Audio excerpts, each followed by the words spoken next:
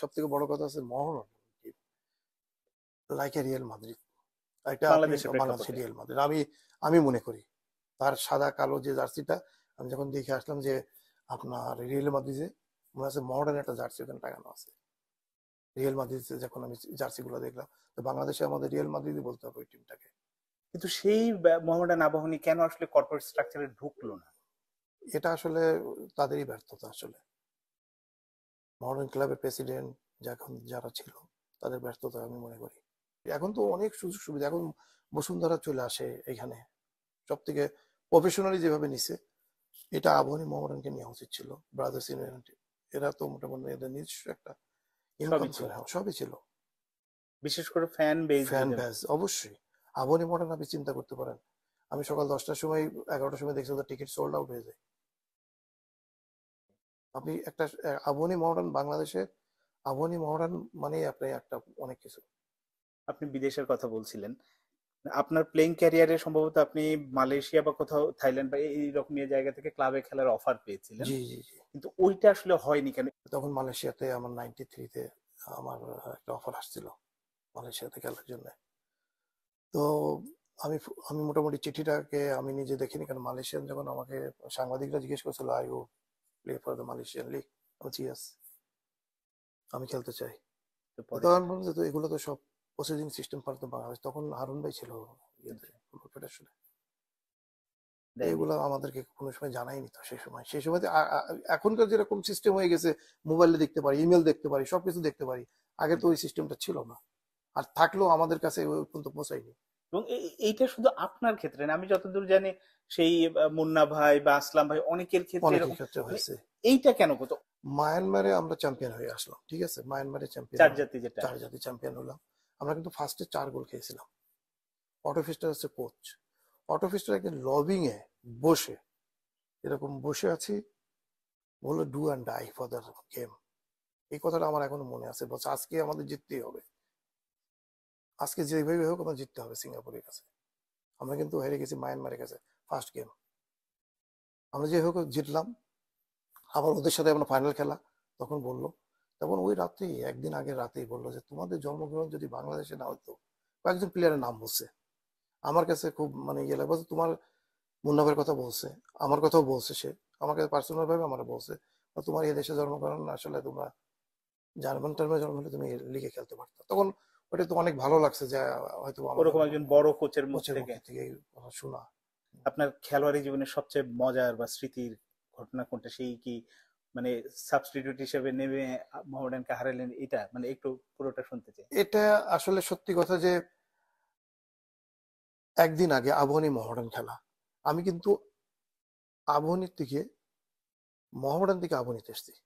আমার ভিতরে একটা কিন্তু ক্রাইটেরিয়াল একটা কাজ করে যে আমার একটা জিত ছিল যে আমি যেন নামতে পারতেছি না। আমি অনেক চেষ্টা করছি, তখনও কি সালাউদ্দিন ভাই কোচ? সালাউদ্দিন ভাই কোচ আমাকে কিন্তু নামায়নি। আসলে টিম খুব ভালো টিম, আবাহনী কিন্তু খুব ভালো টিম ছিল। তো তখন গ্যালারিতে খুব মানে 1 গোল খেয়ে গেছে, কিন্তু আমি কিন্তু বসে রয়েছি মোজা টোজা পরে, মানে সিঙ্গার টিঙ্গার নিয়ে বসে রয়েছি। আর দর্শকরা কিন্তু অনেকক্ষণ থেকে খুব মানে গালাগালি করতেছে, অনেক কিছু বলতেছে, আমার এখন খেয়াল আছে, আমার ভয়েস গুলো ওখানে আছে। যাই হোক, সালাউদ্দিন ভাই হয়তো বা হাফ টাইমের পরে আমাকে কি করলো আমি নিজেও জানি না, আমাকে গ্যালারিতে খুব চিল্লাচ্ছে মামুন নামো মামুন এরকম। কিন্তু আমার একটা মনের ভেতরে আমি খেলতে পারতেছি না, আমি খেলতে পারতেছি না এরকম। আমি নামার পরে আমি ঠিক আমার এখন খেয়াল আছে 6 মিনিট আমি কিন্তু বল টাচই করিনি, এবং আমি ফার্স্ট বল আসলাম ভাই মানে লেফট থেকে গাউস বল দিছে, আসলাম ভাই ফ্লিক করছে আর আমি লেফট ফুটে গোল করছি। 3 মিনিটের ভিতরে আমি 2টা গোল করছি। 3 মিনিট আমার এখন খেয়াল আছে, আমি নিজেও জানি না, এটা স্বপ্ন মনে হয়, একটা স্বপ্নের মতো। জনি ভাইয়ের কাট করে আমি একটা গোল করছি, আর একটা আমি লেফট ফুটে কাইসার ভাইয়ের ফ্লিক করে বল আমার লেফট ফুটে আমি রাইট ফুটে, লেফট ফুটে ফার্স্ট গোল, সেকেন্ড রাইট ফুট, তারপর আরেকটা বারে লাগছে, তিনটা হয়ে যেত। তখন হ্যাঁ ওই গোল আবাহনী যেতে, ওইটার তো একটা স্মৃতি।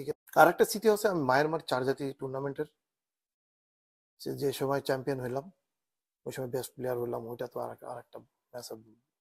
আমি মোটামুটি মোহামেডান টিমের সাথে কিন্তু আমার আমার নিজের ব্যক্তিগত মোহামেডান সাপোর্টার, আমি মোহামেডান টিমে খেলবো, এটি আমার একটা ইয়ে ছিল যে আমি মোহামেডান টিমে খেলবো। নাসির রাজা যখন আসলো তখন আমার কাছে একটু সন্দেহজনক হয়ে গেল যে নাসিজের আমাকে এশিয়ান ক্লাব কাপে একটা গেম খেলাইলো না।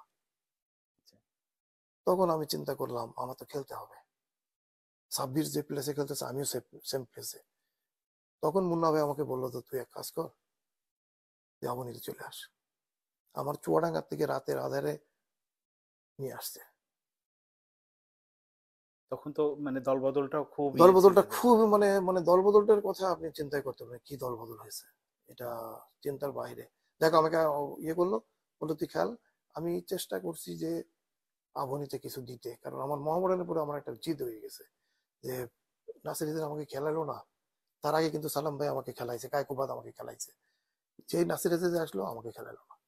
তারপরে থেকে মনের ভিতরে জিদ ছিল যে আমি যদি নামতে পারি, এটা যদি গোল করতে পারি তাহলে তো আমি। আর সবসময় মনে করবেন যে আবনী মোহামেডানে যে গোল করবে ওই হিরো। সে হিরো। মডার্ন থেকেই কিন্তু আমার যত নাম ডাক এটা আবনী থেকে। আমি গোল করার পরে যে চ্যাম্পিয়ন হয়ে গেছে এটা তো ভাষায় প্রকাশ করতে পারবো না, কিন্তু মডার্ন আছে আমার কাছে এক নম্বর টিম মডার্ন। এখন বাংলাদেশে হামজা চৌধুরীর ইনক্লুশন হয়েছে, এক ধরনের একটা পজিটিভ হাইপ তৈরি হয়ে গেছে। খুবই ভালো। হামজা শোনেন, হামজা বাংলাদেশের জন্য আমি মনে করি যে একটা বড় একটা চ্যালেঞ্জ বাংলাদেশের জন্য। হামজা আসে বাংলাদেশ টিমের যে আরো একটা যে মনে করেন যে একটা বিদেশি প্লেয়ার না, ও তো বাংলাদেশি বিদেশে খেলছে। তো ওরা তো আমরা আমরা যদি পাশে এখন থাকতাম তা আমাদের আরো মনের একটা ইয়ে আছে, ও একটা অনেক বড় অনেক স্টার একটা আমরা পাইছি। এই জন্য বাংলাদেশ টিম কিন্তু যে ইন্ডিয়ার এগেনস্টে যে খেলাটা খেলছে আমি তো পুরো গেম দেখছি, আমার কাছে খুবই ভালো লাগছে। ফুটবল ফেডারেশন যদি সুষ্ঠুভাবে সুন্দর সিলেকশন করে আমি বলবো বাংলাদেশ টিম আমাদের থেকেও ভালো খেলবে। এখন যে ফ্যাসিলিটি আছে আপনি দেখেন, আমার জার্সি গুলো দেখেন আর এখনকার জার্সি দেখবেন, এখন বুট দেখবেন। আমাদের সময় কিন্তু আমরা এই বুট পরে খেলিনি, এখন যারা যেসব বুট পরে দিয়ে খেলতেছে